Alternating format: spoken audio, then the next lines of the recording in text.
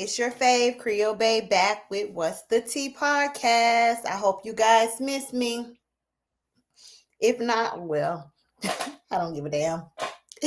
Anyways, I hope you guys are having a wonderful week, and I'm just here to keep you guys in the loop of everything that's been going on and things in the media that has caught my attention. And of course, anything that is discussed on this podcast is through my opinions only, nobody else's. So don't hold anyone else accountable for my opinion. And everything, of course, is allegedly. So don't sue me because I ain't got it. Even if I got it, I ain't got it. But in the headlines, the baby daddies have been on a rampage. I don't know if it's because it's tax season or what, but they have been showing their ass all online, from DDG to all the foolishness that's going on with Anthony Edwards. Now, if you're not familiar with Anthony Edwards is a basketball player who is a 23-year-old young man who has 3 kids, 3 baby mamas. He only claims 1 kid publicly. And from what I gather, he has the other 2 kids are outside kids. So that may be why. You got to be underneath the rock if you have not seen what has been in the headlines in regards to him and his new baby mama. I'm bringing this up, and I'm bringing DDG up because there is a post that is going around regarding the 2, and I thought it was quite good to discuss and break down the difference in the 2 gentlemen with the baby mama, baby daddy issues, from my humble opinion, of course. So the post states, with Anthony Edwards is F that baby because as we all know, he didn't want the baby.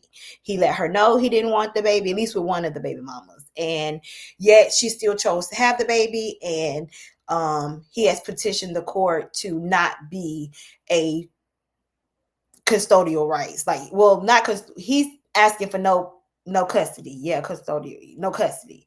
He willing to pay his child support, and that's it. That's because he's financially obligated. Now people are comparing that to the DDG situation. If you don't know what happened with DDG, he is Haley's, the Little Mermaid's baby daddy. And over the weekend, he just crashed out basically online. He is a rapper and influencer, and he twitches and a YouTuber, make good money. But basically what happened is he went online saying that she's been keeping the baby away from him, and that he went to the house. Her and the baby are sick, and she wouldn't allow him to stay downstairs. So he went online and he crashed out. Well, he's saying he's trying to keep her golden image, or whatever. And that then he made a song talking about how she doesn't let him see the sun. Now, from my understanding, he's a streamer. He has his son pretty often, because at least he shows his son pretty often, like pretty often, like 3 to 4 days out of the week if he's not working. It seems as if there may be a conflict of interest, but back to the story at hand. I'm sorry. But the post says, DDG, she won't let me see my son, and females are saying he's so corny. I'm happy she's not with him no more. So basically they're saying females are complaining no matter if the man wants to be a part of his son's life or kid's life, or not be a part of his kid's life, is still messed up. So I'm going to break these down individual situations, because what y'all seem to fail to realize is every situation is case by case. Y'all got to stop making generalizations when it comes to shit like this and get to context, because context matters. When it comes to the Anthony Edwards situation, he didn't want the baby. He let her know he didn't want the baby. Is he wrong? In my humble opinion, yes. If you go lay down and you're gonna have unprotected sex, you have to deal with the consequences that come with that, and that is kids. And if you don't want kids, there are things that you can do to prevent having kids. He didn't do that. Not once, but twice. Okay. Now, she said she was still going to have the baby. He told her he didn't want it. She still chose to have. A lot of people feel as if a woman chooses, her body, her choice, if she chooses to have the baby, it should not be that man's responsibility. I'm not going to say I totally disagree with that. But I agree, but I also disagree, because as adults, we know that's what comes with the responsibility. So if you do not want to have kids, then you should be taking the precautionary measures of not producing kids, whether that's a vasectomy, whether that's using condoms, whether that's birth control, whatever you have to do. So if you don't want to have kids and you're not taking those steps, that's that's what you chose to do. That's what you signed up for. So now if she don't want to, I wouldn't have no baby by nobody who I'm not with, period. If we're not together, we were not in a relationship when this child was conceived, it's not happening. That's just me. However, it's not legal everywhere, so you got to do what you got to do. And I don't think that people are keeping that in mind, that it's illegal in a lot of states. So you have to keep that in mind. So is he wrong? In my opinion, yes, he's wrong. But hear me out. He could choose not to be there, just like she could choose to have that baby. The same level of respect we lost for him for not taking care of that child is the same level of respect we lost for her for still choosing to have that child from a man who said he didn't want it. So neither one of them wins in this. So when it comes to the Anthony Edwards, yes, he's wrong, but so is the baby mama. They both fucking wrong, okay? When it comes to the DDG, nobody is calling him corny because he wants to see his son. People are calling him corny for the corny actions that he do online. That's it. That's it. It has nothing to do with him wanting to see his son. So y'all have to stop trying to push that narrative. He's not being corny because he wants to see his son. He's being corny for running online telling everybody. That girl still has not responded. Her and her sister were trained by the best. You could tell Beyonce PR team trained her up right. She ain't said nothing. Now, when she drop a song about it, I want to hear it, and I hope it does numbers, because his was corny. It wasn't even a good song. So, to sum it up, with the outrageous baby daddy accusations going on between with DDG and Anthony Edwards, you're wrong. As far as the women in Anthony Edwards situation, his baby mama, she's wrong too. Now, as far as Haley keeping the baby away from him, they're sick right now. This ain't the time for all that shit. If you want to do something about it, take her to court. Don't have all this energy to do it online. If you're gonna go online and say you don't want to take her to court because it's gonna cause too much stress, you don't think this is causing her stress too? It's no different. You're antagonizing her online. That's really what it is. You're fucking gaslighting. That's what the online antic is. She's sick, the baby's sick. And if you've ever been with a sick infant or toddler, they whiny, they cranky, and they want their mama. And when you're a sick mama dealing with a whiny, you don't want to be dealing with no foolishness. You got to go home. Send a care package, call and check up on us. But the corniest shit you did was to go online and do all of that.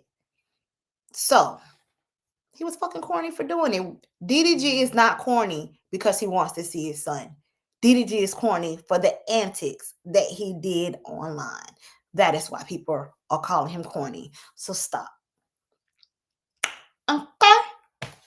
Now, in government news, we still got a good old shit show going. It has been a lot of back and forth when it comes to this tariffs, and it's getting crazy. It is looking like a recession is about to happen, and a lot of people are saying that they don't believe the recession is coming. Y'all better pay attention. I'm telling you, you better pay attention, because it's definitely going on. If you don't believe me, hold tight. I always got something to show y'all that I didn't see.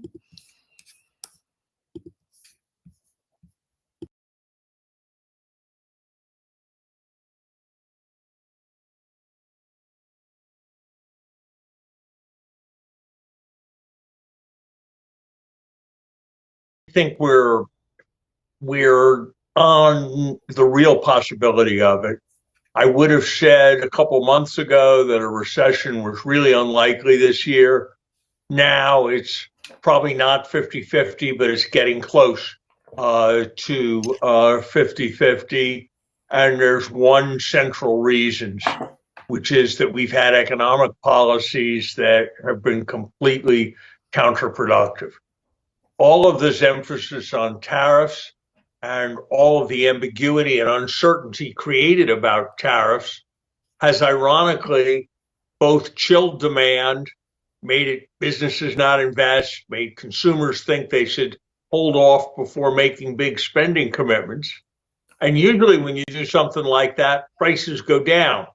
But this time, when people are worried they're not going to be able to get supplies in the future or not be able to get supplies without paying big tariffs, prices actually go up. Inputs to areas like cars and houses have been tariffed, pushing up their price. So we're getting the worst of both worlds, more concerns about inflation and more concerns about economic downturn and more uncertainty about the future, which just slows everything down. This is pretty much a self-inflicted wound. Do you think we're headed for a recession? I think we're on the real possibility of it. I would have said a couple months ago that a recession was really unlikely this year.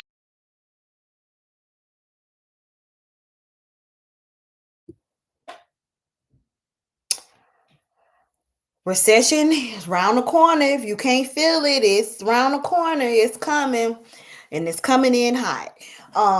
If you don't know what's going on, basically we're in a pissing match with everybody, especially Canada. Canada is threatening to go up with the cost of shit everything. If you don't know, some people in the United States do use Canada for electricity around the borders of Canada. They're talking about increasing this for the Americans who use Canada electricity. We use them a lot, so this is not good for us. The houses that we build, our wood comes from there. The good wood to build homes come from there. We can get some wood here, not as much in America, but it's not the good wood. So if we can't get it, or if it's more expensive, the housing market is already shit. It's gonna get worse. So yeah, and the Department of Education is just talking about laying off half of their staff. I don't get it. I really don't understand what they think getting rid of the Board of Education when we barely have enough teachers to go by now. Classes are overpopulated, schools are underfunded already, and cutting from that. I don't know, you guys. I don't know. So,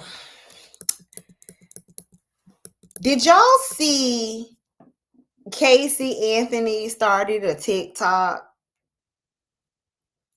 to give legal advice? Don't know. Tell us what a baby is. Casey, what a baby. What you giving legal advice? How to get away with murder? Well, what legal advice are you giving? I mean, you did get over, but unless you're giving advice on where we can find what really happened to that baby, we don't want to hear that shit. Save it, okay? Thank you, but no thanks. Now, I seen this clip come up on my timeline that came from Jim Jones, and it's going to be a segue to my next topic that I definitely want to discuss, which is a serious topic. Jim Jones made a statement while on the Joe Budden podcast, stating that the Bloods are no different than a fraternity. I am going to play the clip. But with everything that's going on, it makes me really wonder, what is the difference between a gang and a fraternity? So, and I asked that because if you have not heard, there is a situation that has taken place in Baton Rouge, Louisiana, where a pledge, a young gentleman at Southern University, Caleb Wilson, was pledging to a fraternity, and he passed away through hazing. So fraternities haze, gangs haze. What's the difference? Now, if you look up the definition of fraternity, and I'm gonna let me play this clip from Jim Jones, and he's gonna break it down in his terms of why he considers Bloods a fraternity, and we'll discuss further. And I am going to go into the case with Caleb as well, because it has me thinking, like, is there a big difference between a gang and fraternity? I mean, because people say, oh, it's the mission, but aren't you doing illegal activities to get in? Because isn't hazing illegal? So you're doing illegal activities to get in a fraternity or sorority, but it's not much different from a gang. But hold tight. Y'all think on that for a minute.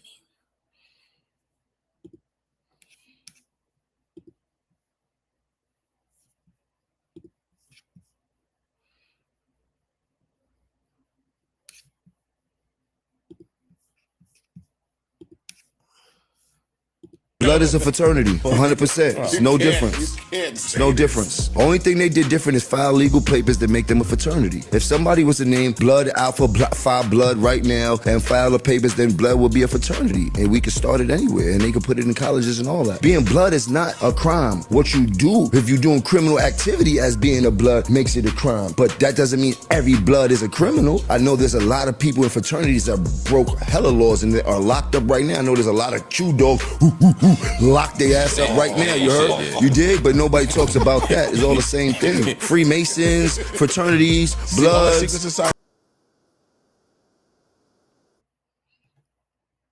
So is there a big difference? Is what you choose to do with inside the organization. Now, if you don't know what is going on in regards to Caleb Wilson, I'm also going to play a news clip that gives you a gist of everything that is going on. So far, they have made 3 arrests in regards to this case. Basically, he was pledging and passed out in the warehouse, and they took him to the hospital after the fact, but they changed his clothes.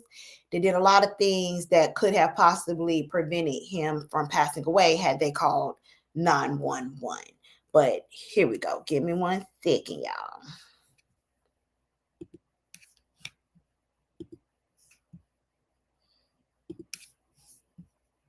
Hazing death. 3 people have been charged in connection with the death last month of a Southern University and A&M college student.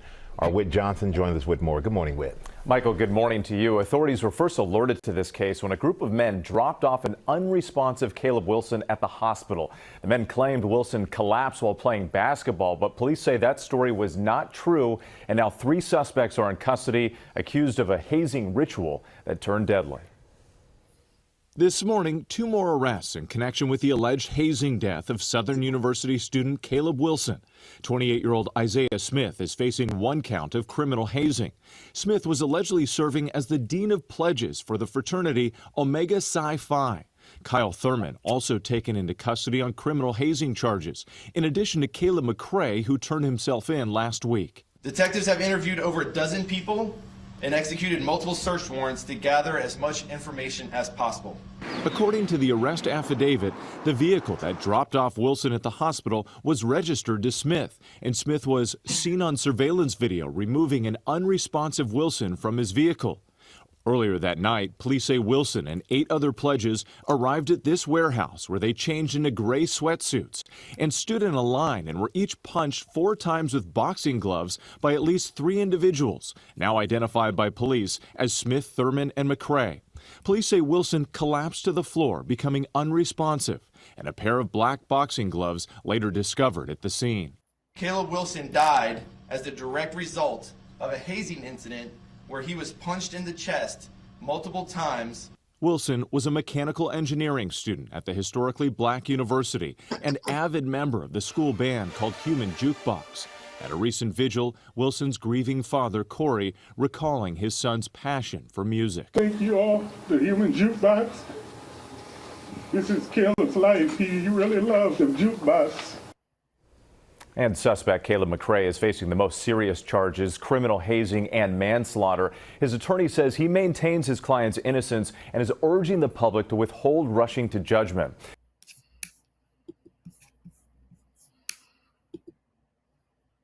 We ain't withholding shit. That's just what it is. What I don't appreciate, what is very disheartening through this whole situation that took place with this hazing with Caleb Wilson is when you see people within the organization speak in regards to the matter, they feel as if nobody should speak up on it if you're not in the organization, or that the hazing shouldn't stop. It should just be supervised. But this was supervised, right?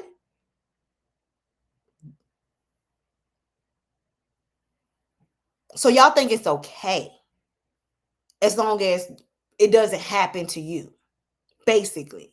There's nothing, y'all think it's okay. And I'm not a Greek, but I don't believe that's what the mission of that organization is. I don't believe that's what the foundation was, that you had to do all of this to get in.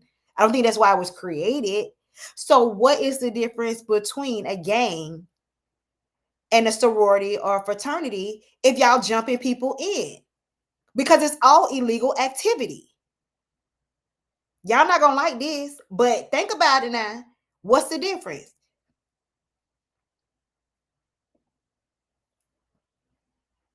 And I know every organization does not jump people in, but neither does every gang. So I would love to know what's the difference, because it seems as if the masses that are in fraternities and sororities are okay with it just by judging. And I'm going based off upon the comments that I've seen on social media. Even when it comes to the Breakfast Club, they were talking about it, and they had people call in who were in organizations, and they were basically stating that they're okay with it as long as there's supervisions, because they had to go through it. As if this has not been happening, it's just coming to light. So now 4 people's lives have been changed to be a part of, to be accepted in a group, for acceptance.